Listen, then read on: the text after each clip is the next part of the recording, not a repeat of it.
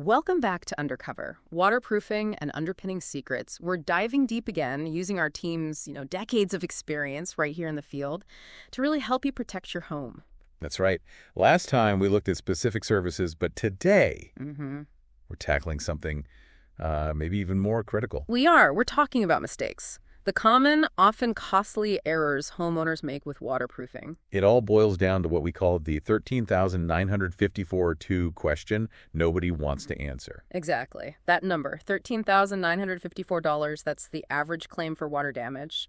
And the stats are pretty sobering. Yeah, something like 98% of basements will eventually experience water damage. It's almost guaranteed. So it's not if it happens, but really when, and maybe more importantly, how bad it gets. But here's the thing, the really crucial part. Most of this damage, this huge potential cost, it's actually preventable completely. Often small mistakes, repeated. Precisely. Small oversights that, well, they snowball over time. So today, our mission is to unpack the 7 biggest mistakes we see homeowners make. The ones that turn, manageable issues into financial nightmares. We want to arm you with the knowledge to be proactive, basically save you that potential fortune. Using our expertise as your guide, yeah. Okay, let's get into it. The first big one we see is really fundamental. We call it the failure to see. Right. Mistake number 1, ignoring those early warning signs. Why does this happen so often? People just hoping it'll go away on its own. It seems like it, that it'll probably go away thinking. Or maybe they think, I'll just run a dehumidifier. Right, treating the symptom, not the actual cause. Exactly. And this brings up, well, what are the real red flags? The things you absolutely shouldn't ignore. Because water damage, it's sneaky, isn't it? Oh, incredibly insidious. By the time you actually see water flowing across the floor, the damage behind the scenes, inside walls, it's often already pretty extensive. So what are those subtle clues? The first one, I think, is often your nose, right? Spot on. That smell. That persistent, musty, damp, sort of earthy smell. If you've got that, you almost certainly have hidden moisture. And moisture means mold is likely not far behind. Definitely. Then visually, you need to look closer than just, obvious puddles. Like peeling paint or maybe wallpaper bubbling up. Yes, exactly. That's trapped moisture trying to get out. But the real smoking gun, visually speaking, is something called efflorescence. Efflorescence. Okay, explain that one. It sounds technical, but what does that white kind of chalky stuff on the concrete actually mean for a homeowner? It's basically mineral residue. Water moving through the concrete or masonry dissolves salt and minerals. When the water evaporates on the surface, like your basement wall, it leaves those minerals behind. So it's physical proof water has been traveling through the foundation material. Precisely. It means water got in, it dried, and it's going to keep happening until you fix the source. And don't forget humidity. If your basement constantly feels damp, and humidity levels are, say, over 60%, that's another sign your moisture management isn't working. And the cost of ignoring these things, it's pretty dramatic, isn't it? Hugely different. Fixing a small foundation crack early, when you first see that efflorescence maybe, you might be looking at, what, $250 to $800? Okay, manageable. Yeah, but let that go. Let hydrostatic pressure work on it. Now the crack widens, maybe the structure is compromised. You need excavation, serious repairs. Definitely, it's thousands. Easily. Wow. $2,000 to $10,000, sometimes more, plus fixing all the water damage inside. So yeah, ignoring those tiny signs, that's how you tune a small fix into a financial disaster. And that temptation to save money, it often leads right into the next big mistake we see. Mistake number 2, going the DIY route instead of calling in professionals. The DIY trap. Oh yeah, YouTube makes everything look easy, right? But foundation waterproofing, probably not the best place for trial and error. What's the core issue when homeowners try patching leaks themselves? Well, the focus is usually wrong. They concentrate on the inside, on the symptom they can see, slapping on some hydraulic cement or sealant. But the water's coming from outside, usually. 9 times out of 10, yeah. It's an exterior problem, poor drainage, maybe foundation cracks, grading issues. Sealing the inside it just masks the real problem temporarily. And this gets us to the serious danger zone, hydrostatic pressure. I don't think people really grasp how powerful water-soaked ground is pushing on their walls. It's immense. If you just patch one spot inside, that pressure doesn't vanish. It just redirects. Finds the next weakest point. Every time. It might push through another porous bit of concrete or a seam where the wall meets the floor or the next hairline crack. You might stop the drip you see, but you could actually be speeding up damage elsewhere. Which makes mistake #5 focusing only on interior waterproofing such a false economy. Why is only dealing with the inside just not enough? Think of your house like a boat with a leak. Interior fixes like sump pumps, interior drains, sealants, they're like bailing out the water that's already in the boat. Okay, necessary to save your stuff, but... Right, reactive. They manage the water once it's inside. Exterior solutions, though, things like proper coatings on the foundation, good footing drains, correct grading those, are proactive. They're like plugging the hole in the boat itself. Stopping the water before it even gets to the wall. Exactly. If you only rely on interior fixes, your foundation wall is still getting saturated from the outside, constantly under pressure. Over time, that degrades the concrete itself. You really need to tackle the pressure from the outside. So if the source is usually outside, let's connect that back to the yard. This is mistake, #4. Overlooking landscape drainage. It sounds kind of basic, but your landscaping can be your basement's worst enemy, can it? Oh, fundamentally. And often it's the easiest stuff to fix. Basic drainage principles are key. The ground around your house has to slope away. How much slope are we talking? Minimum of 6 inches down over the first 10 feet away from the foundation. If it's flat, or worse, slopes towards the house. You've basically built a moat that collects water right against your walls. And the #1 offender we probably see every single day. The gutter discharge disaster. Absolutely. People spend money on good gutters, then the downspout just dumps all that roof water right next to the foundation. A heavy rain can mean thousands of gallons concentrated in one spot. Like pressure washing your foundation footings? Pretty much. Those downspouts need to extend out minimum 6 feet, ideally 10 feet, away from the house. Also, watch out for other landscape hazards. Like what? Trees? Yeah, trees planted too close. Roots naturally seek water. They can damage waterproofing membranes, even wiggle into tiny cracks and make them bigger. And piling mulch high against the foundation. Bad idea. Very bad. Mulch holds moisture like a sponge. You're basically keeping a damp compress against your concrete constantly. Okay, moving on from setup issues to ongoing neglect. Mistake, #3 is simply not doing regular maintenance. The set it and forget it trap. People assume once a waterproofing system is in, it's good forever. Seems that way. But these are systems, mechanical systems in some cases. If you don't maintain them, they won't work when you need them most. You don't really have insurance. You just have an expensive decoration. Let's talk about the critical systems. Gutters have to be top of the list, right? Absolutely.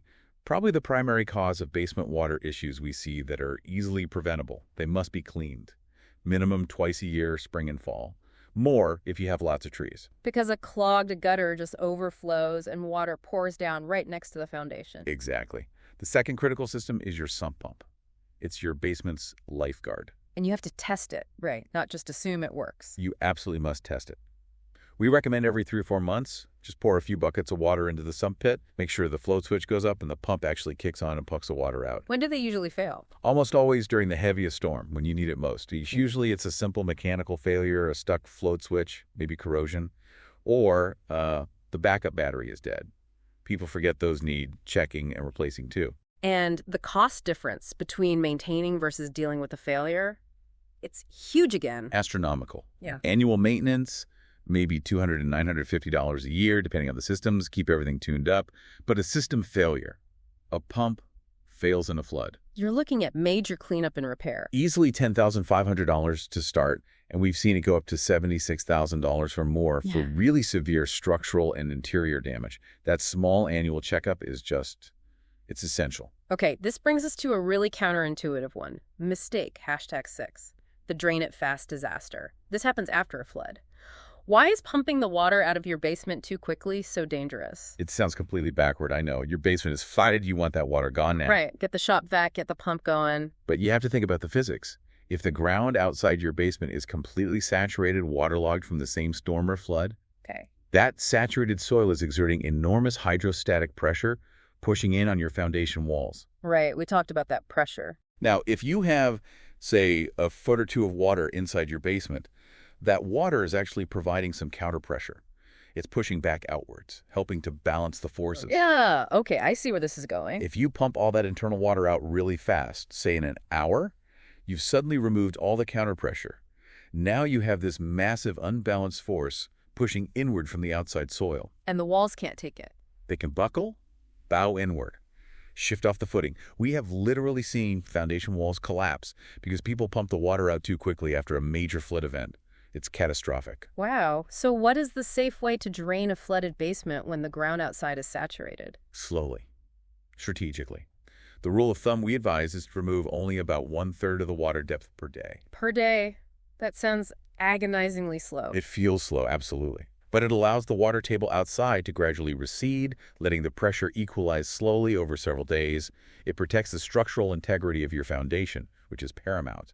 Okay, this all leads us to the final mistake, #7, skipping the professional assessment.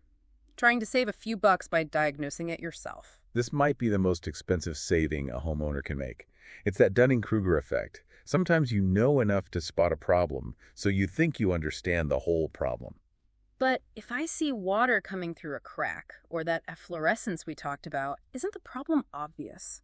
Why do I need someone with fancy gear like infrared cameras or moisture meters? Feels like upselling sometimes. That's a fair point, but here's why it's critical. Waterproofing issues are rarely just one single thing, that crack you see. It might be the symptom, yes, but the cause could be multiple things working together. Like bad gutters and poor grading and a clogged footing drain, all stressing that one spot. Exactly. And water doesn't always show up where it enters. It can travel. A crack might seem dry now, but leak only under specific conditions. So the tools help find the hidden parts of the problem. Precisely. Moisture meters tell us how much moisture is inside the concrete or drywall, not just on the surface. Infrared cameras, they show temperature differences. Wet spots are usually cooler due to evaporation, so we can map hidden moisture pathways behind finished walls, places you'd never see until mold appears or rot sets in. So you need that full picture to make sure you fix the actual root cause or causes. You got it. You need that holistic diagnosis, otherwise you're just chasing symptoms. And that proper diagnosis allows for the right solution, which you often describe as the layered defense framework. Homeowners need to think in layers. Absolutely. It's about building redundancy so you're not relying on just one thing. Layer 1 is surface management. Gutters, grading, keeping water away from the house surface level. Right. Layer 2 is exterior waterproofing. That's membranes or coatings on the foundation wall itself, and functional footing drains at the base to channel water away. That's your primary defense against groundwater. And layer 3. That's interior water management, your sump pump, maybe interior drainage channels. This is your backup, your safety net.